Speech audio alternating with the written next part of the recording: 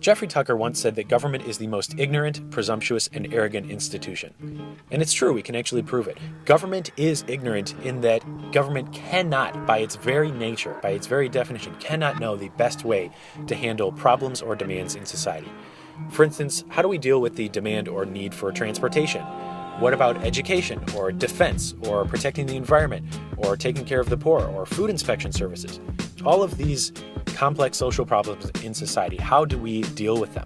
Now, government may come up with an approximate one-size-fits-all quick fix, like transportation, roads. We'll just put roads everywhere. Food inspection, we have the FDA. Defense, we have a gigantic military with 700 plus bases worldwide. So government's taking care of these problems, right? So what's the big deal?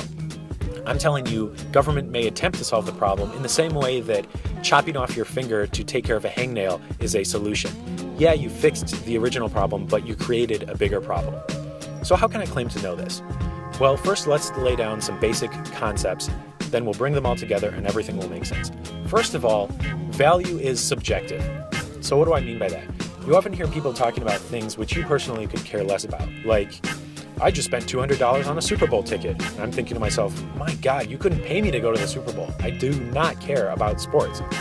Likewise, though, I might spend thousands of dollars on some nice new shiny drums because I love drums. Everybody has their price for a certain good or service. Some people spend $50 a month on landscaping services. Other people would rather provide that service for them themselves because to them, it's not worth it. So why is this important?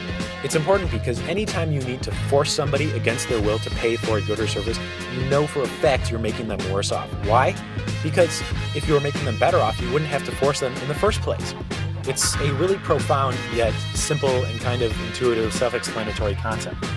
Again, if I have a deal which I think is just so great that you couldn't possibly turn it down, yet I have to force you at gunpoint to pay for it, well, I know that I'm making you worse off because you're already looking out for yourself.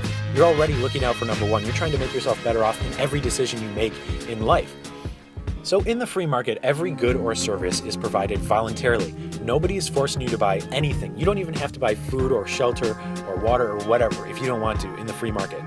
Now, government is different. Government is the opposite of the free market. They take your money by force. If you resist taxation, you are called a tax evader. You'll be thrown in a cage for years, and if you try to escape, you'll probably be shot. The free market has to provide value in your life because it operates on voluntarism, whereas government has no such restraint. Government is the only institution in society which people believe has the right to take our money, to steal our money. So this belief that the government can handle certain goods or services better than the free market is completely delusional and contradictory by its very nature, because if you were actually providing value in people's lives, you wouldn't have to threaten them with jail time to pay for a service if it actually made them better off. So free market transactions are necessarily inherently win-win because they're voluntary and people agree to them. Government transactions, which are coerced, are necessarily win-lose for those people who don't wish to participate in them.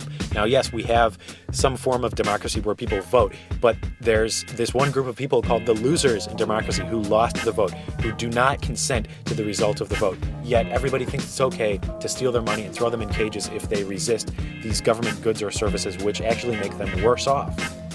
Government is ignorant because it cannot possibly know whether it's making us better off by providing goods or services if it doesn't even give us the option to opt out. So hey, what do you say to our public schools? The test results are fantastic, just ask us, right? So, when are you going to sign up? I've actually heard some dissenting opinions on that. I don't know, I want to do some research. I think I might want to go to oh no, too bad. Pay for it or go to jail. That's not a good solution. So it's self-evident that government is ignorant and presumptuous because they don't know what's going to make you better off. They don't even give you the chance to opt out, and they just presume a solution and force you to pay for it. So it's one thing if you think you know how to run everybody else's lives. That's not such a big deal. I mean, it's kind of embarrassing if you think you know how to spend other people's money better than them, but as long as you keep those ideas to yourself and you stay in your mom's basement, that's fine. Nobody really cares. But if you have the gall to pick up a gun and force peaceful people to comply, to pay up for something which is clearly making them worse off, you are a disgusting pig. You stand for the opposite of civilized, peaceful human interaction. You are a caveman.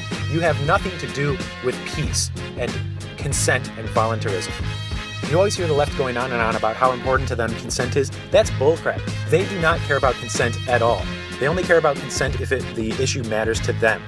But in the grand scheme of things, the left, are just a bunch of authoritarians, as are the right. If you claim to believe in the virtues of peace and cooperation and voluntary civilized human interaction, you cannot be a statist at the same time.